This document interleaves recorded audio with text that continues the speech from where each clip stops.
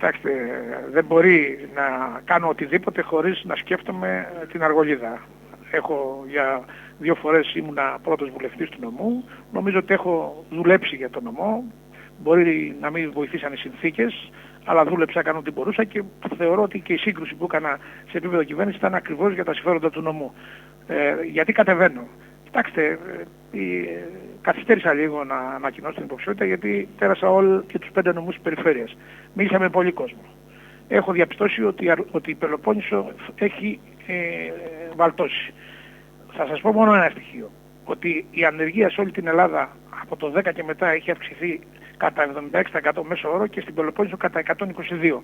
Που σημαίνει ότι η ανεργία είναι αποτέλεσμα της επιχειρηματικότητας και των λουκέτων που μπαίνουν, είναι αποτέλεσμα της ρίκνωσης του πρωτογενούς τομέα, είναι αποτέλεσμα ότι υπάρχει έλλειψη υποδομών, είναι αποτέλεσμα ότι ο τουρισμός θα έπρεπε να είναι πολύ καλύτερα, να πάει πολύ καλύτερα, είναι αποτέλεσμα πολλών πολιτικών. Θεωρώ ότι ο σημερινός περιφερειάρχης και η ομάδα που υπάρχει γύρω του λειτουργεί σαν βαρονία και θεωρώ ότι κάνει το τροχονόμο το που θα πάνε απλά τα έργα, τα δημόσια έργα που φτιάχνονται. Τίποτα περισσότερο για την περιφέρεια Πελοποννήσου. Αυτό πρέπει να αλλάξει, πρέπει να γκρεμίσει για να στηθεί κάτι από την αρχή. Έχω μια καλή ομάδα φίλων και συνεργατών. Έχω δίπλα μου ανθρώπους οι οποίοι δεν υπακούν στις κομματικές εντολές, γιατί λέει ο κ. Στατούτζης για ανεξάρτητος, αλλά ξέρω καλά και εσείς και εγώ ότι και η ομάδα της Νέας Δημοκρατίας ηγετική και ο Βενιζέλος τον στηρίζουν.